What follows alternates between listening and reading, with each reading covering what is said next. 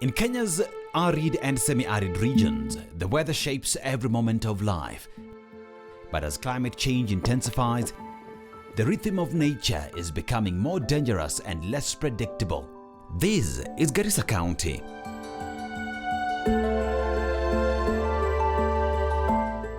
In Garissa County, a groundbreaking step has been taken to help communities brace for the growing threat of climate change.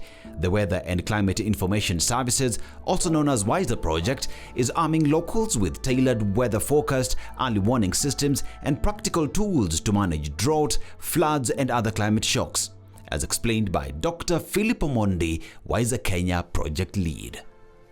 WISER project, the acronym WISER, comes from Weather Climate Information Services.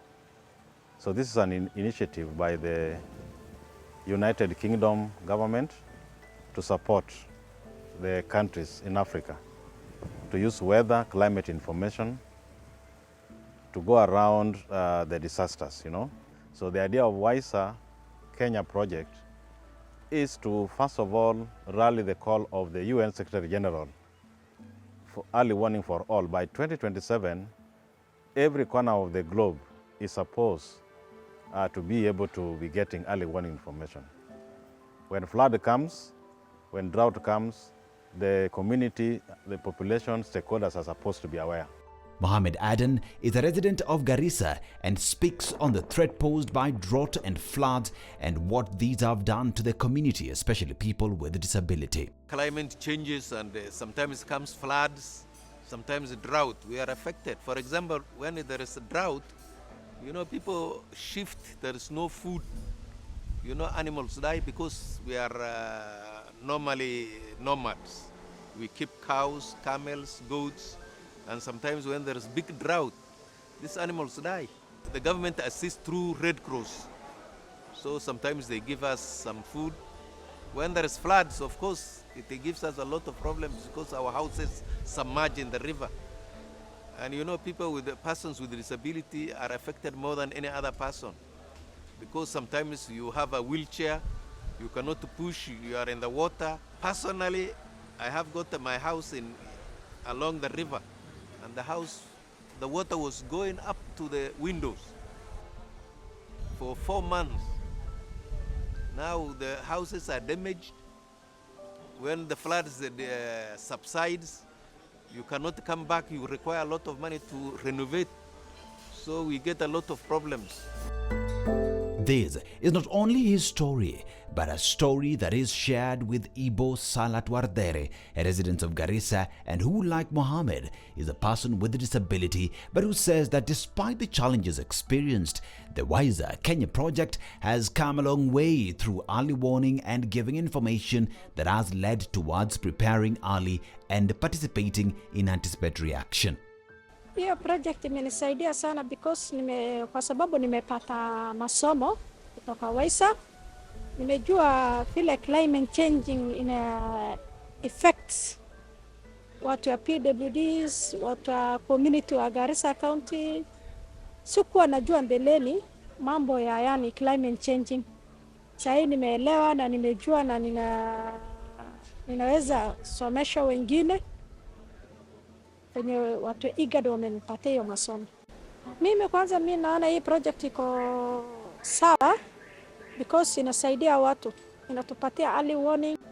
Ile mahali tungepoteza maisha ama tungefiridhika na maji inatusaidia. Na hii organization ningependa wazidi kufanya more train. Na wasaidiwa na kama ile organization wanamsukuma wampatia fund nyingi, huwa wanasaidia watu.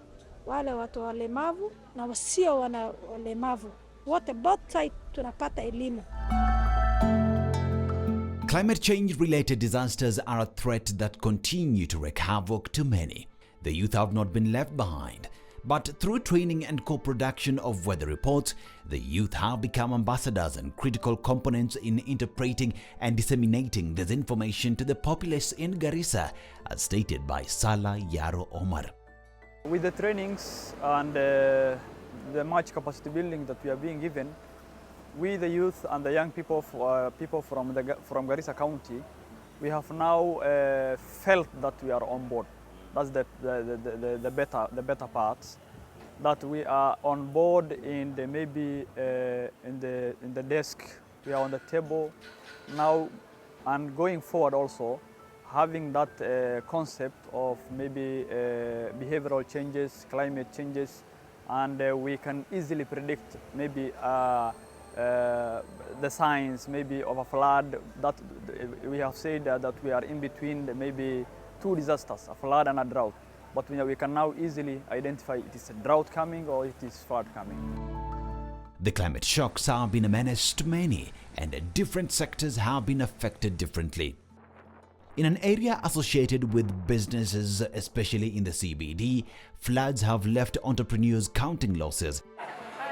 Katra Hassan Ali gives accounts of how her business has suffered and how she is dealing with the disasters.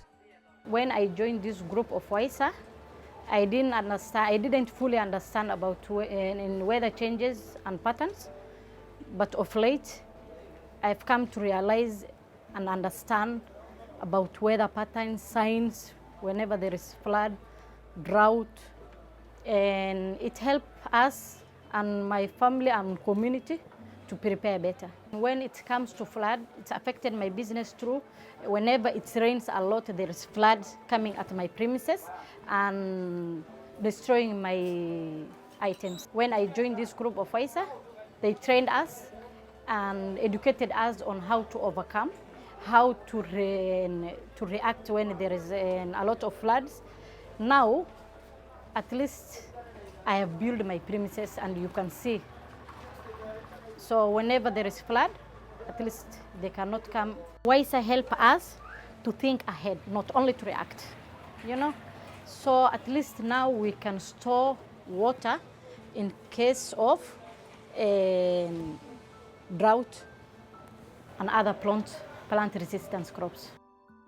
From businesses to farmers, the threat caused by climate-related shocks are problems that must be addressed and dealt with early, and these can only be done through co-production of weather reports, development of anticipatory action mechanisms, and proper communication, as stated by farmers Hawa Ibrahim and Aden Hassan Bile.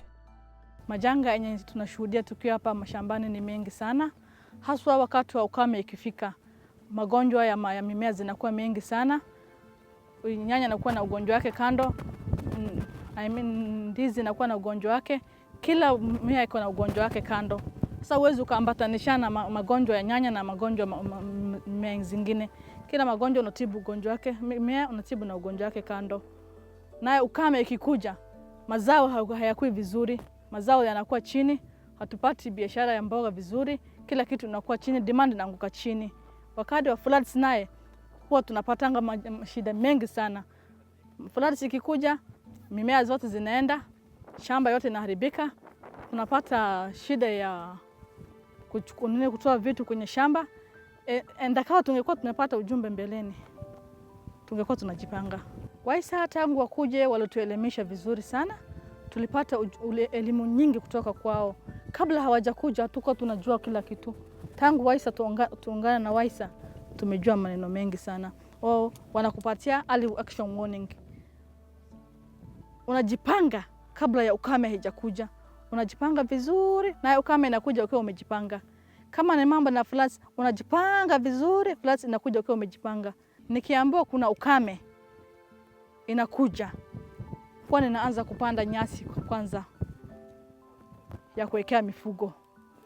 Huwa ninapanda ile matunda ama ile vitu zitanisaidia wakati wa ukame kupeleka soko, naye itakuwa na bei kwa soko, ndo nazidi kupanda. Nikiambiwa kuna floods, naye ninajipanga, ninatoa engine yangu kwa shamba, nawaeleza wakulima wangu kuna floods inakuja, wanajiprepare mapema. Kama kuna nyasi kwa shamba, naye ninaambiwa kuna floods, ninakata hiyo nyasi yote, ninaenda kuharvest mahali hautokuwa na maji, haitafikwa na floods. Mtu ambaye mlemavu ambapo mwili yake si sawa na huko ni mkulima, anakuanga na shida. Washa ile shida ingine ukame nini, lakini kwa ile uwezo ya kulima inakuwa tatizo, isipokuwa nitafute namna ya kuajiri mtu anaweza kunisaidia shamba langu. Kulima hii faida yake ni chache. Kwa nini nasema hivyo? Kwa sasa miaka 5 ama 6, shamba tu ukulima na mboga kama hii uiweke, flood inakuja. Flood hiyo early warning ni chache, huwezi pata early warning mapema. Utakuta tu watu wa Red Cross wanakutumia message ya kusema ya kwamba maji yamewachiliwa na watu wa Kenje. Saa hiyo mangine chakula umeipanda na umememelea na kila kitu kwa sawa, karibu kuvunwa sasa. Maji inaingia inamaliza kila kitu. Kwa hivyo sisi ile masomo tulipata na WISA imetusaidia early warning mapema, ujitayarishe. Hassan Sheikh Ali is a pastoralist and a livestock farmer in Garissa County. Inatuadhiri sana kwa sababu wanyama zinaweza kufa, na hiyo climate inaleta taabu sana kwa sababu ya ugonjwa na kwa sababu ya ukosefu ya malisho. But even as drought and floods pose a threat, all is not lost. Ile WISA tumefanya na hawa vizuri, and vile tulikuwako na inatusaidia zaidi kwa sababu ni eye opener katika African Union na hata pamoja na team ya Igad, na walitusaidia zaidi. Walitusaidia kuhusu mambo ya hewa, mambo ya drought, mambo ya impact ile ya wanyama na msitu, na also hata binadamu livelihood. When disaster strikes, duty bearers are faced with the task of ensuring that its citizens, especially most vulnerable, are taken care of.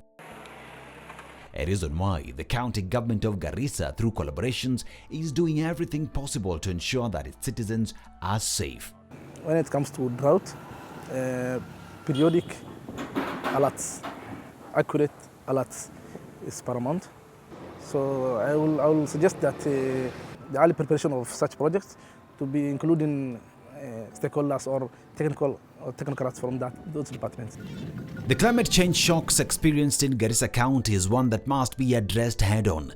Through the WISA project, locals have been empowered on not only being able to interpret weather information, but to be at the center of its production and implementation. The climate shocks in Garissa, as established, is a problem, but one that can be addressed through proper planning. Here is where scientists get together to collect, produce, and interpret weather information. Here, the entire process is coordinated. Scientists sit down and go through data that would then be vital in making decisions on what action would be appropriate. But even then, the production of the same would include all the stakeholders, including farmers and those considered to be the most vulnerable. Today, we don't just produce weather and climate information. There is what we call the co-production. I go to the farmer and ask the farmer, what do you want from me as a provider? How do you want me to package it? Then the farmer will tell me, for me, I want you to tell me amount of water that will be over my farm when the rains come. Others say, I want to know when is the rain starting, when is it progressing, and when will it stop. So when they tell us that, we sit down with them in the laboratory and we start manufacturing the information in a way that they want. That is what we call the co-design, co-production. Women, youth, persons with disabilities, the elderly, and the remote communities face greater risks and fewer resources to cope. However, WISA Kenya continues to build on lessons from the past, creating a new model of inclusive, anticipatory action. When climate services serve everyone, communities thrive and no one is left behind.